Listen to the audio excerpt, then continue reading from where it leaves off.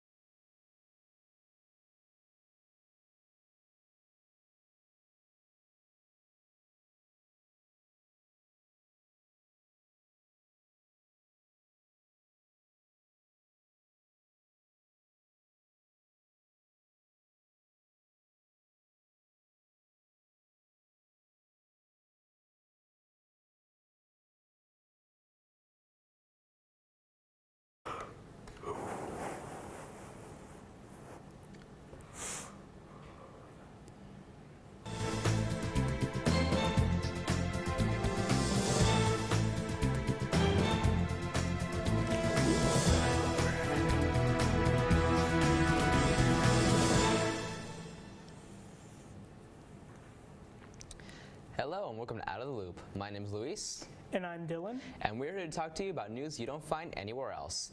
To start us off, I'm pretty sure everybody's had the occasional overdue library book, right? You have? Yeah. Yeah, I know. So basically, it's never fun. You find a book you haven't seen in like a week, or oh god, I gotta return this thing. Well, this New Jersey man returned a book about 52, wait for it, years after he checked it out from his middle school library. I mean, yeah, and here's the news clip that talks about it.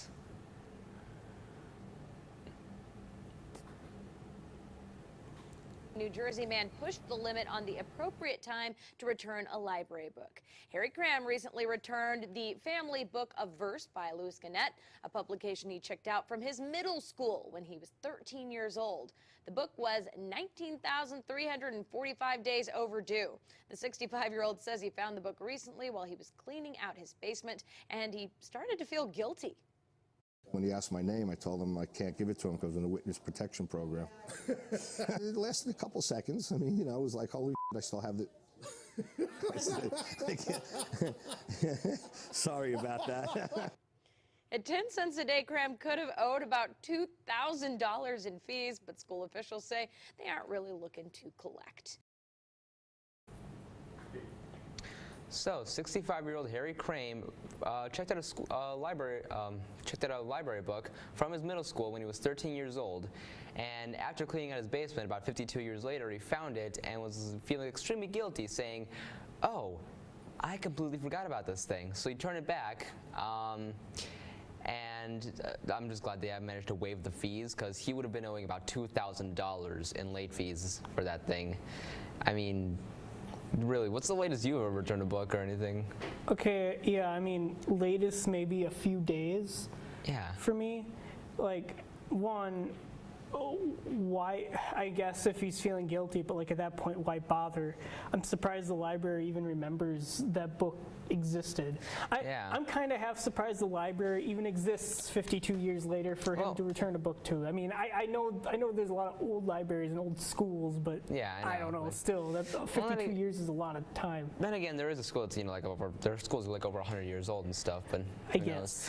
But yeah, I mean, 52 years to return something like that.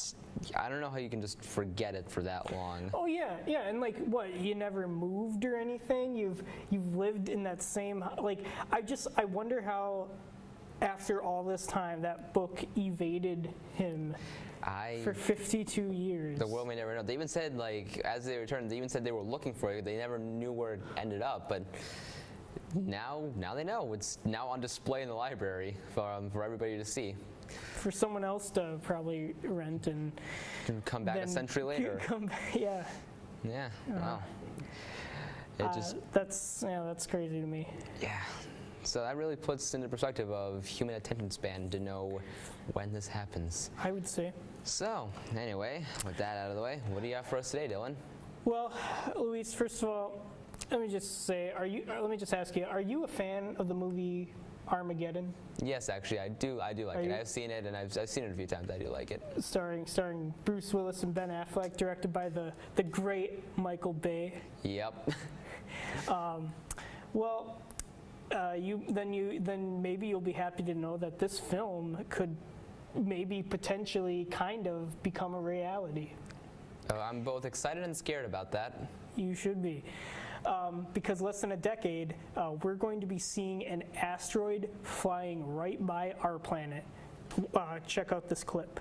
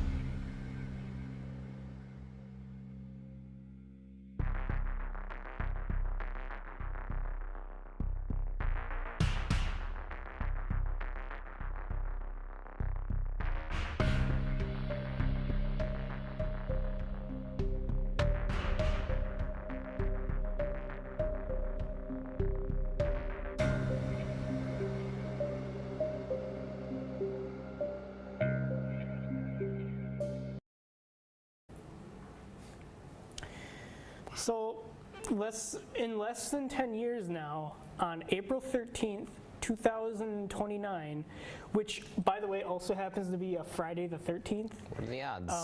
The asteroid Apophis is going to be flying right next to Earth, closer than we've ever seen anything before.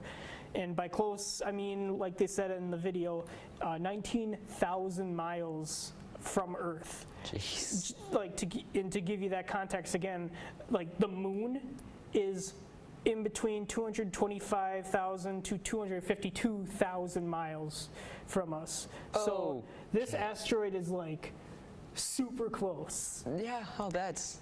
And so you won't be able to really miss it.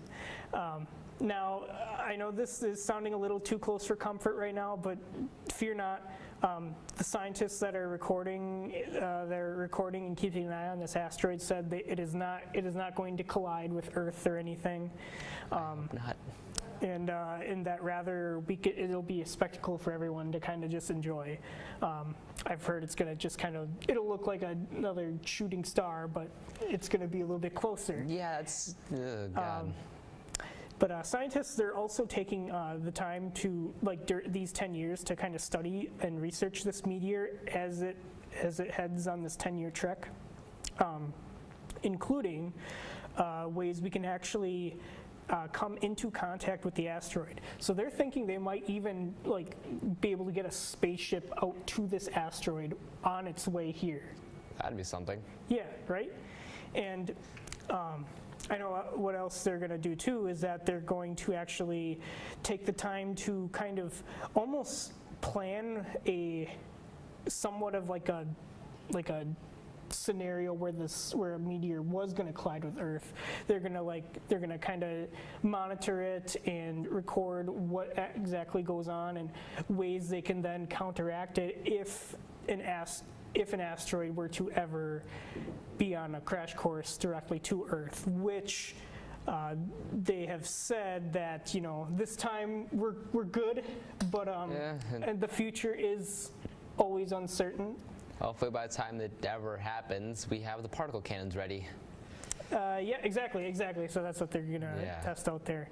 They're going to try to figure out they're going to use this to try to figure out Earth's best defensive abilities. Yeah. But as of right now, I'm actually pretty excited for this. I don't really know what to expect to see per se. I don't know if it is just going to look like a shooting star or whatnot. But I think seeing an asteroid like, I don't know, like a more visible asteroid just flying across the sky, that just sounds like the coolest thing to me. Yeah, I've only ever seen one meteor shower so far, Really? but something like this, that'd be wow.